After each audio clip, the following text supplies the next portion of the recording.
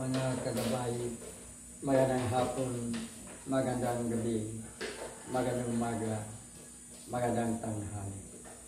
Sana tayo naroon. Ano ba ang ating mga ginagawa? Una, atigil sa lahat, ating ialay ang ating mga sarili sa ating Panginoon. Sa loob lamang ng ilang mga sandali, ating damhin ang presensya ng Diyos. Suma sa atin ang pagpapala, ang biyaya, ang pag-ibig, at ang kapayapaan ng Ama, ng Anak, at ng Espiritu Santo, nabubuhay at naghahari, iisang Diyos, magpas sa walang hanggan. Mga kagabay, nabanggit natin sa mga nakarang episode hinggil sa press conference ng medical team ng mga gumagamot kasi Pope Francis nang siya ay nasa ospital sa loob ng 40 na araw at kamuntik na nga siyang mamatay umano 2 beses. Nabanggit ni Dr. Sergio Alfieri na isa sa pinanawalaan niyang nagpagaling kay Pope ay ang panalangin. Ang panalangin, ang pamisa, ang killing prayers, ang pagkomunyon ng mga Katoliko sa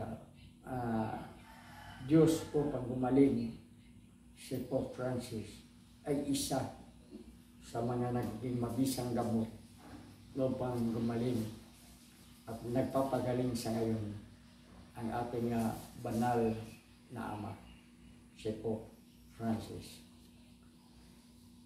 Tayo man, naniniwala tayo na kapag tayo ay nananalangin kung tayo ay magkasakit. O kaya nananalangin tayo para sa isang mahal, para sa ating kapwa na may sakit. Pakinggan tayo ng Panginoon. Alam naman natin na nang si Jesus ay nangangaral sa Palestina sa loob ng 3 taon bago siya pinako sa krus. Si Jesus nagpapagaling sa mga may sakit. Fit healer. Sabihin lang sa mga may sakit, lumayo na kayo, magaling na kayo, pero huwag ninyong ibabalita, huwag ninyong ipamamalita na pinagaling kayo. Ngunit mayroong marunong magpasalamat. Tulad halimbawa ng nangyayari, yung 10 pitungin na dumadaing, halos maniyak-niyak at nagsasabing, Panginoon, pagalingin ninyo kami. 10 sila, pinagaling silang 10. Bagamat sinabi ni Jesus na, sige, lumayo na kayo, huwag niyo pamalita, lalo na sa pari na pinagaling ko kayo. Ngunit ang isa sa 10, hindi nakatiis. Talagang marunong tumanaw ng utang ng loob. Hindi katulad ng marami sa atin na mabuti lang sa kapwa kung mayroon tayong makukuha. Mabait lang sa kapwa kung nangangailangan.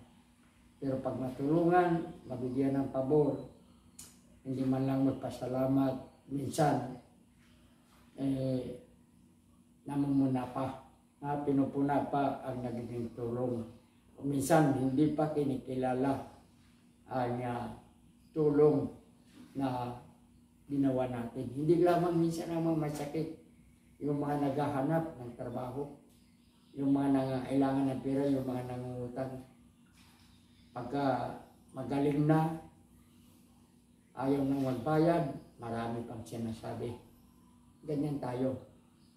At ganun nga, sa 10 pitungin na pinagaling ng Panginoon, may isang nagbalik, nagpasalamat at sumama sa mga disipulo ni Jesus.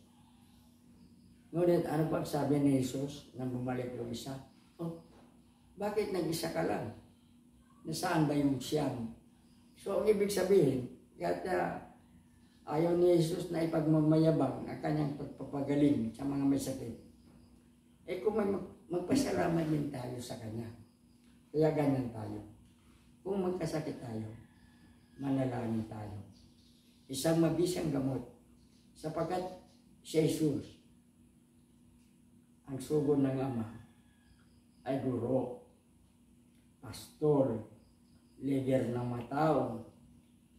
Leader siya ng mga tao. Sa kanyang pagpasok sa Jerusalem, pinapakita natin isang leader, isang maamong kordero. At higit sa lahat, isang manggagamot. Isa pang may-ari ng restoran na libre. Libreng pagkain, libreng gamot.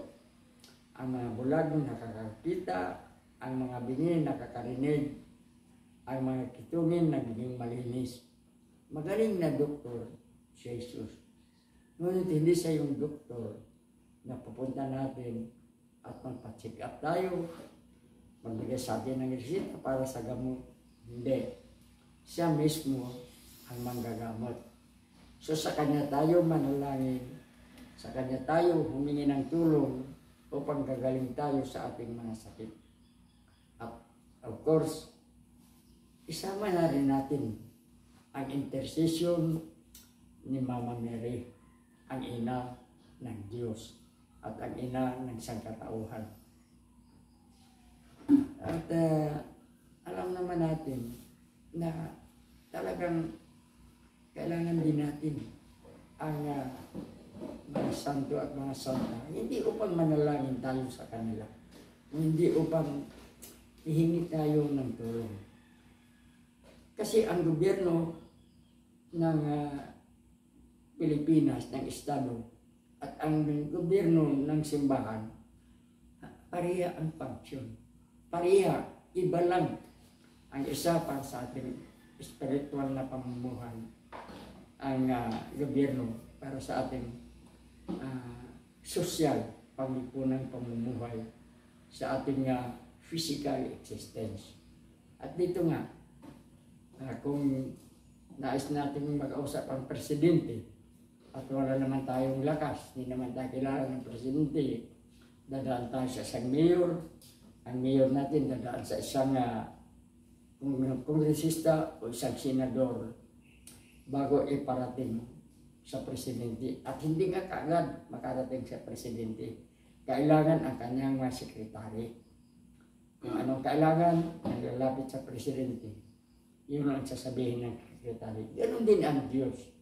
Manalangin tayo sa Diyos ng direkta. Maski ang panalangin natin, yung panalangin ng Panginoon, yung Ama namin, pwede na yun. Manalangin tayo ng direkta. Ngunit kailangan din natin ang intercession. Hindi tayo nananalangin sa mga imahen. Hindi. Nanalangin tayo, nakiusap tayo sa kanila.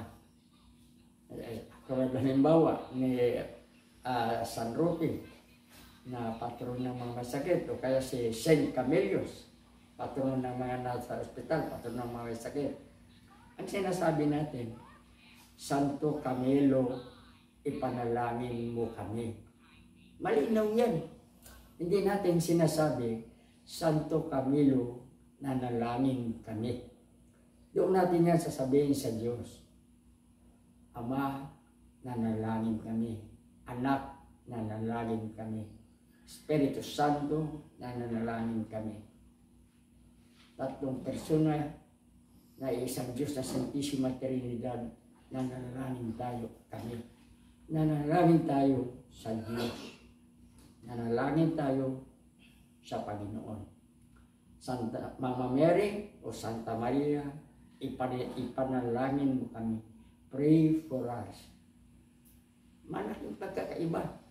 Hindi yung tamang sinasabing naniwala na nanalangin tayo sa mga santo, mga santa, sa mga imahe, sa mga kaon, sa mga larawan. Hindi.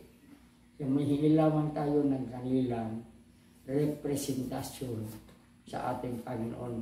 Makatulong ang panalangin sa ating Panginoon.